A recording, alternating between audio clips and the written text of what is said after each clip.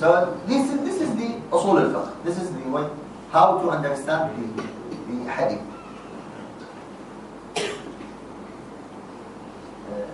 Imam Shafi'i rahmatullah alayhi has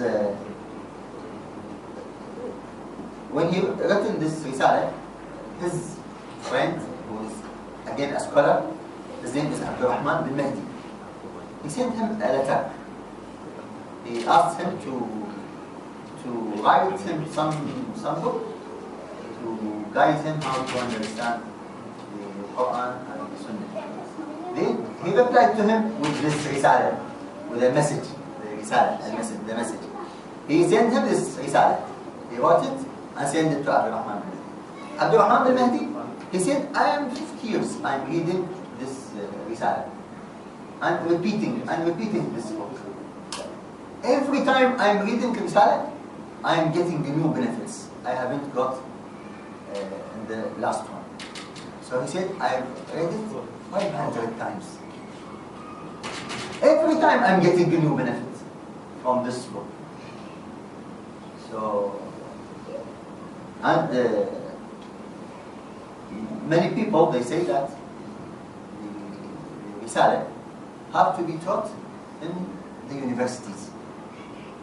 Because, yes, it is a religious book, something related to religion and to usul al-fiqh and to something is related to Islam. But it contains knowledge more than usul al-fiqh. So many people are suggesting to teach the Risala in the universities, in all the universities. They should not be experts in this book, but at least if we put a small chapter, so this chapter will fit to the type of knowledge of the college which we suggest to promote this chapter in it. So it's very good. Anyone who can access to the decision makers, please do that. Yeah. Suggest that this is here in Malaysia. Malaysia is Shafi'i. All the people here are Shafi'i madhab.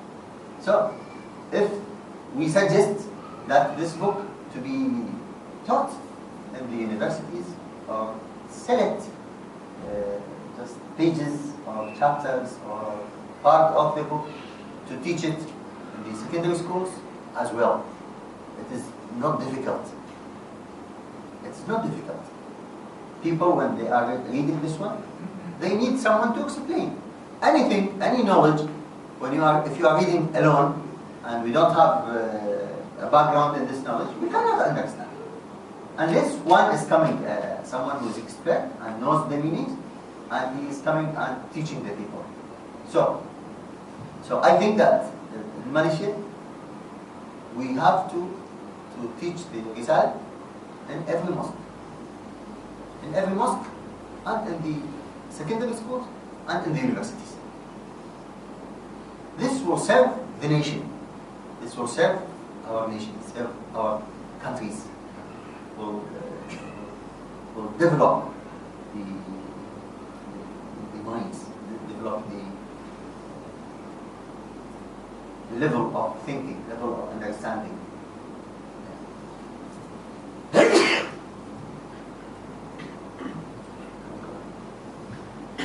And as well, Imam Shafi'i has put in this book the usul al-hadith. What's the usul al-hadith?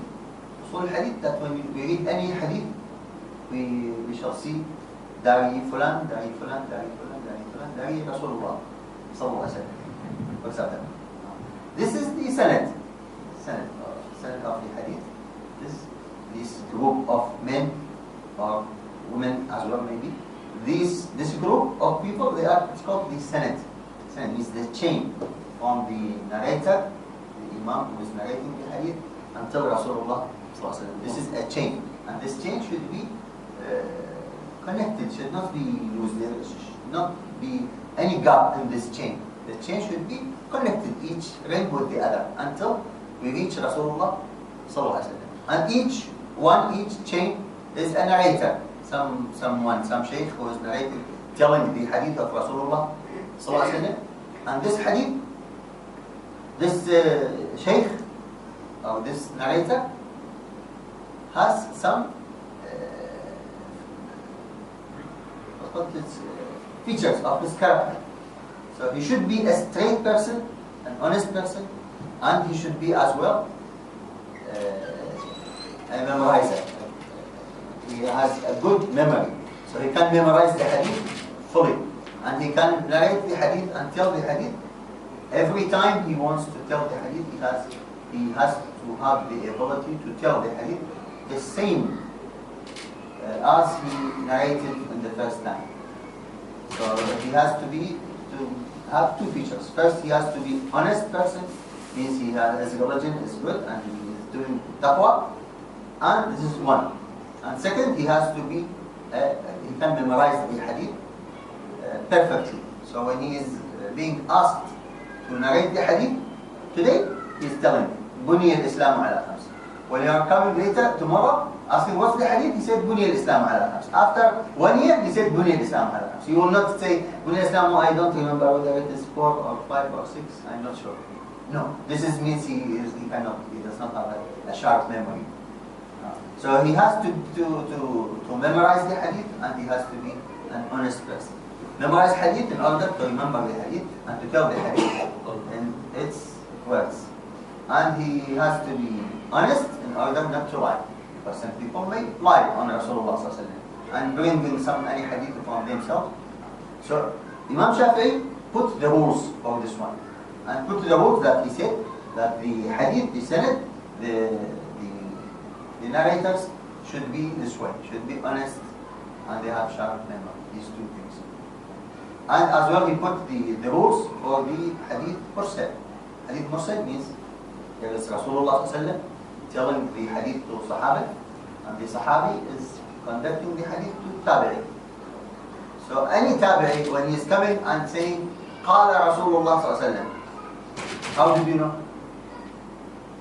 that Rasulullah has said that? You didn't see Rasulullah because he is Tabi'i. So the chain is Rasulullah, then Sahabi, then Tabi'i. Okay, Sahabi is the Sahaba, Rasulullah. And Tabi'i is the one who has seen the Sahaba, but he didn't see Rasulullah. So when he is coming anyone and telling hadith, then we say, how did you know? Bring the mist ring between you and Rasulullah. So unless he is bringing the name of the Sahabi, otherwise we shall keep this hadith until we know who is the Sahabi.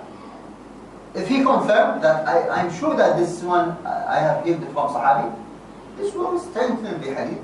But Mazid, no, we need to know the Sahabi.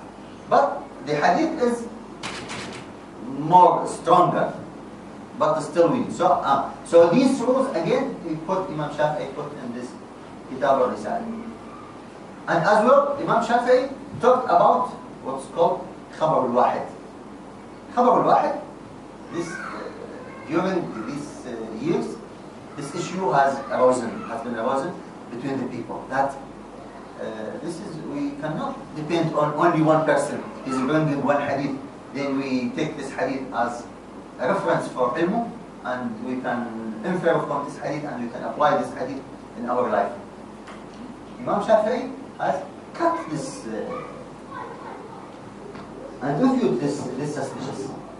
He said, no, any person who is honest and he is saying the truth and he has a good memory and memorizing the hadith of Rasulullah, even if he is one, we have to accept his hadith. And we have to listen to this hadith and to apply and use this hadith in our life. And he said, this is bid'ah. This is for Khabar Al-Wahid, to reject Khabar Al-Wahid. No.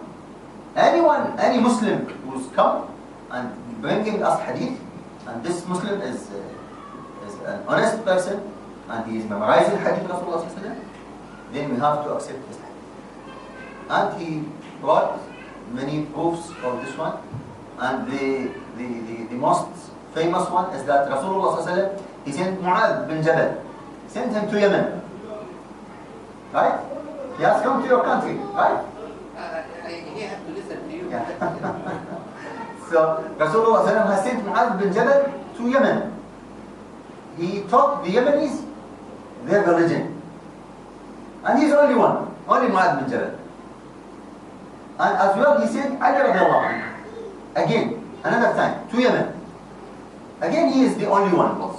So, when anyone is coming and bringing us the hadith of Rasulullah, you have to take, and you have to defend, and to adopt this hadith, and to understand it, and it gives us a solid knowledge. So this is the Kitab Al-Risala. I think we have to stop it here. Can I make some? Yes? Yeah, exactly. Sheikh, I want to make 2 comments. Yeah, please. Based on what you explained just now. I just, not to say it's wrong, I just want to add more emphasis on these 2 points. First, you mentioned about usul fiqh, but you did not elaborate the significance of it. I just want to add so that we can understand more the significance of this book compared to usul fiqh. When Imam Syafi'i studied from Maliki in Mecca, in Medina, and then he reached certain age, teenage age, and then he went to Baghdad to study with the student of Abu Hanifa.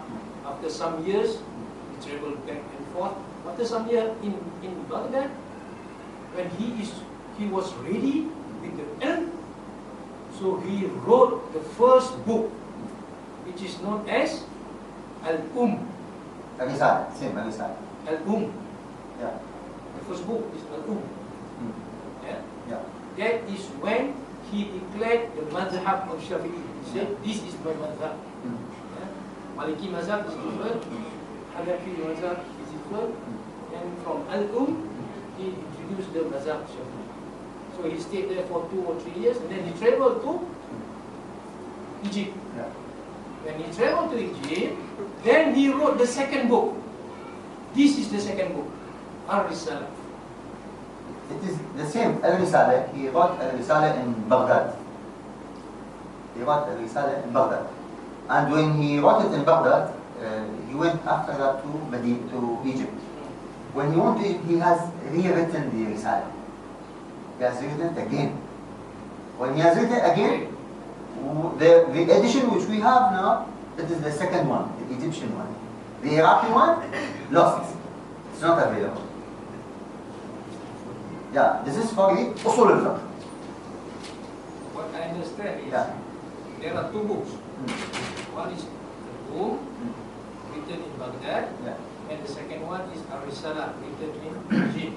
Yeah. Al-Um is too complex, Yeah. very basic, very detailed and too complex for the layman to learn.